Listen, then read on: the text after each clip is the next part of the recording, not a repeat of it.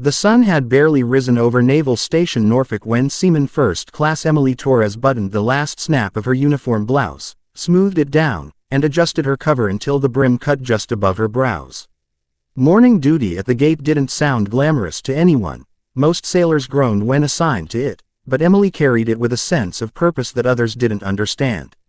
Her friends joked about how she took things too seriously, how she stood too straight and checked IDs as if she were screening for spies. To Emily, though, the gate was no small post.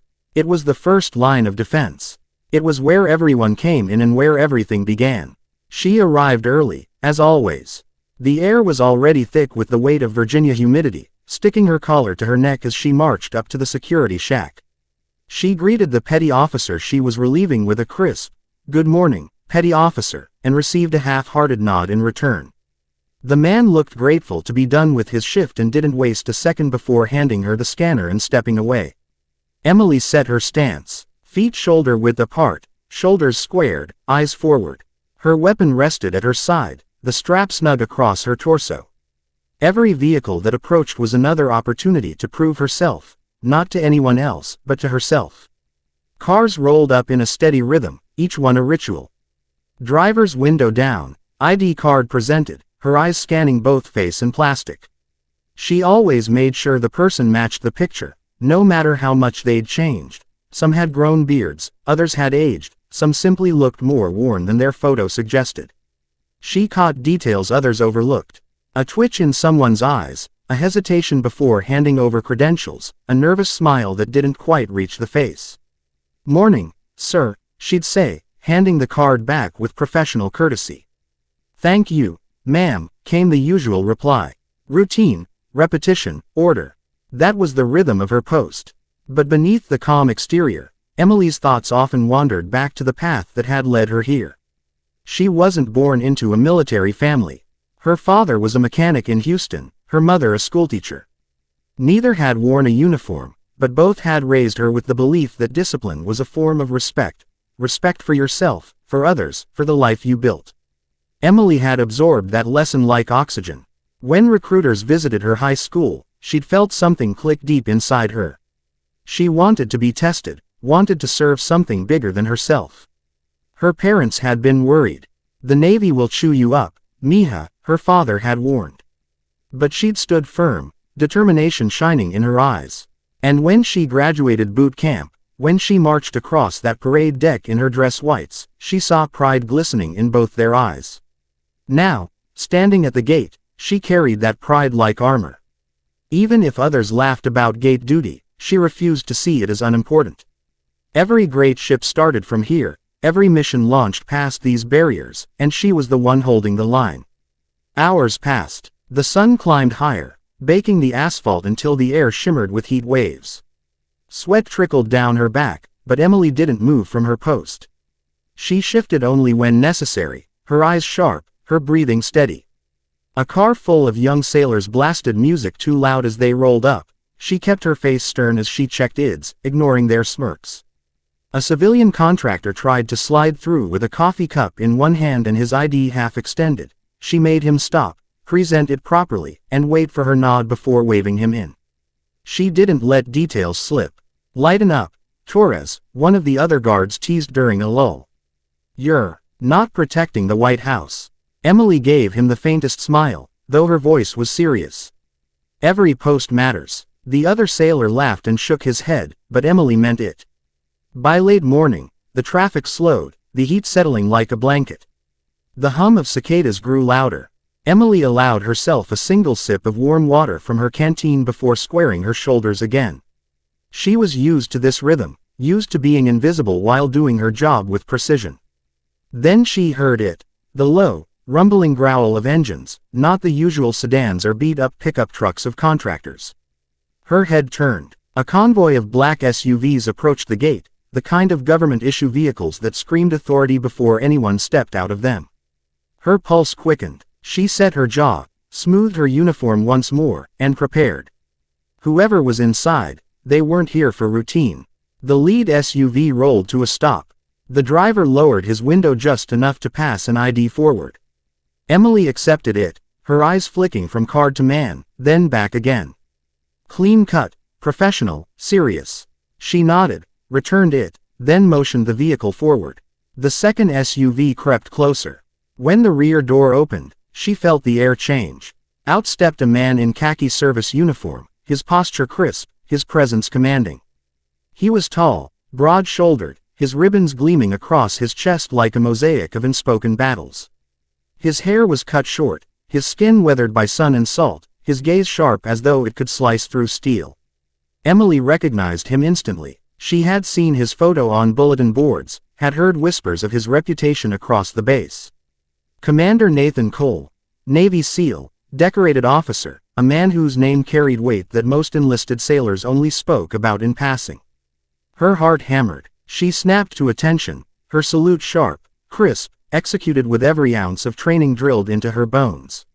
She held it steady, expecting the usual, a curt nod, perhaps a glance, before the officer continued on his way. But Commander Cole didn't move immediately. He stopped, his eyes meeting hers, studying her stance with an intensity that made her want to stand even straighter, as if every ounce of her being was being weighed in those few seconds. The base seemed to go silent around her. Emily's arm was locked in a perfect salute, fingers pressed against the brim of her cover, elbow bent at the exact angle the manual prescribed. She had practiced this movement more times than she could count, at boot camp under the blazing sun, at inspection drills where instructors barked critiques, in front of her barracks mirror late at night just to be certain it was flawless. But in this moment, facing Commander Nathan Cole, it felt different. It felt as though her entire Navy career hinged on whether she could hold it steady without faltering. The commander's eyes met hers. Sharp, steady, evaluating. It wasn't the quick glance of an officer acknowledging a junior enlisted sailor. It was a pause, deliberate, as though he were measuring something in her that no regulation could define. Emily's heart raced, but she forced her body into stillness, every muscle tight with discipline. She told herself, "Don't blink. Don't tremble. Show him you belong here." Around her, the world continued in fragments, the hum of the SUV's idling engine, the shuffle of boots from another guard adjusting his stance, the faint crackle of a radio somewhere inside the security shack. But to Emily, it all faded into background noise. The only thing that existed was the commander standing before her and the salute bridging the space between them. Protocol dictated what should happen next. She was enlisted. He was an officer. She saluted first, he returned it, and then the moment ended. That was the rhythm of the Navy, the hierarchy that structured every action. She braced herself for it, for the curt return gesture that would confirm the gulf between them. But instead, Commander Cole did something she never expected. He straightened, his chin lifting, and with deliberate precision, he raised his hand first. His salute was crisp, flawless, a gesture of recognition that carried weight beyond any manual. He was saluting her before she had even lowered her hand. The breath caught in Emily's chest. She almost faltered. Almost, but forced herself to remain rigid. For a heartbeat, she wondered if she had imagined it, if the heat and nerves had tricked her senses. But no, his hand was there, palm facing down, fingers aligned, the unmistakable sign of respect offered to her. It wasn't supposed to happen this way. And yet it did. The other guard at the gate noticed first. Out of the corner of her eye, Emily caught his mouth part slightly, his head tilting as if he couldn't quite believe what he was seeing. A civilian contractor waiting in line leaned forward in his car, eyebrows raised. Even the driver of the commander's SUV seemed to glance in the rearview mirror longer than necessary, as though unsure whether he was allowed to process what just happened. Time seemed to stretch. For a moment that lasted longer than it should have, they stood there, salutes held, eyes locked. Emily felt something shift in her chest. Not pride exactly, not shock, but a strange, burning mixture of both. It was as if the ground beneath her had shifted, as if her post, once dismissed as unimportant, had just become the center of the world. Finally, Commander Cole lowered his hand, sharp and deliberate, the way someone does when they know people are watching. Emily followed suit, her arm snapping down to her side with equal precision.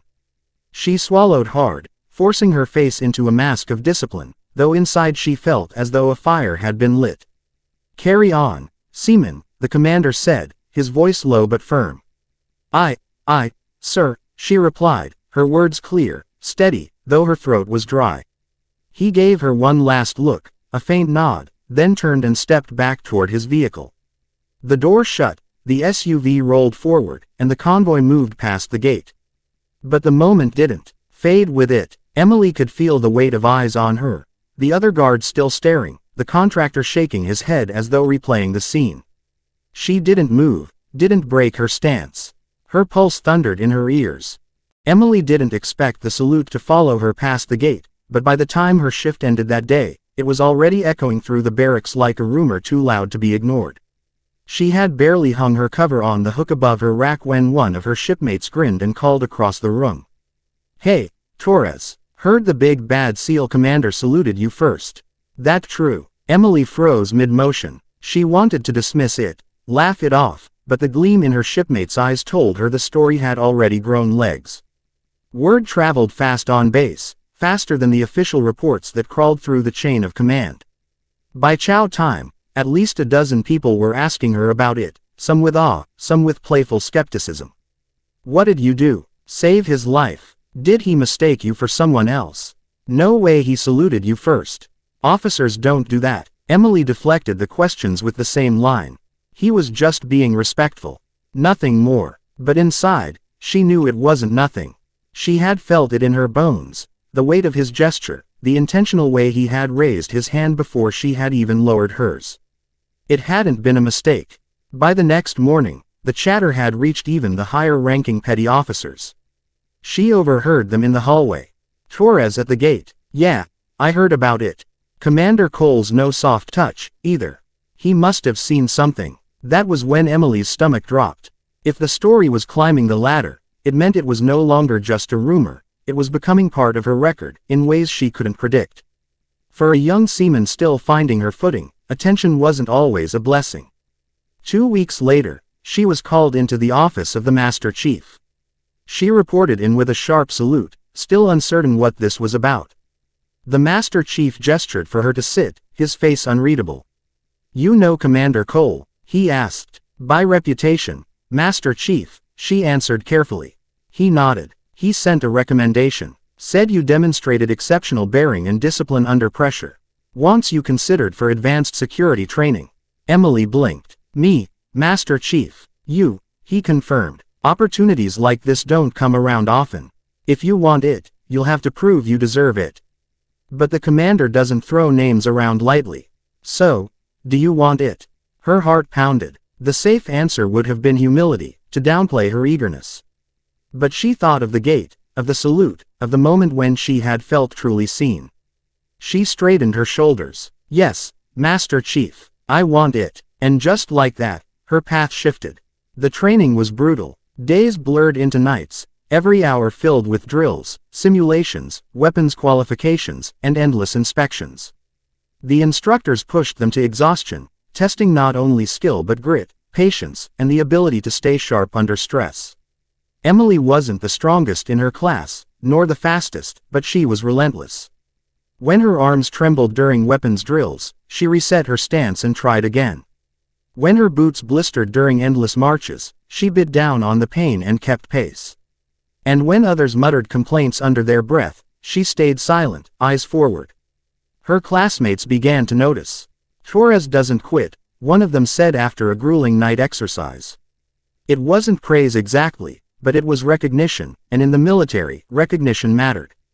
Through it all, she carried the memory of that salute. It wasn't just an honor, it was a responsibility. If a commander had seen something in her worth respecting, she couldn't let it be wasted. Months later, she graduated at the top tier of her class, earning commendations that would have seemed impossible when she first stood. Sweating at the gate, her assignment shifted again, this time to specialized security teams that protected high-value assets and personnel. It wasn't glamorous work, but it mattered, and Emily thrived in the high-stakes environment. She rose slowly, steadily, rank by rank. With each step, she mentored younger sailors, drilling into them the same lesson she had carried from that first post: every duty matters. She told them the truth. Not about the salute, not yet, but about the way you carry yourself when no one is watching. "Respect starts here," she'd say, tapping her own chest. "And if you take yourself seriously, others will too." Years passed. She earned her gold insignia, her name etched on promotion lists that once seemed out of reach. At her pinning ceremony, as she stood in front of her peers and mentors, she thought back to the gate, to the heat shimmering off the asphalt, to the sound of engines rumbling as the SUV door opened. She remembered the commander's eyes, the weight of his salute, and the way it had set her life on a trajectory she could never have imagined.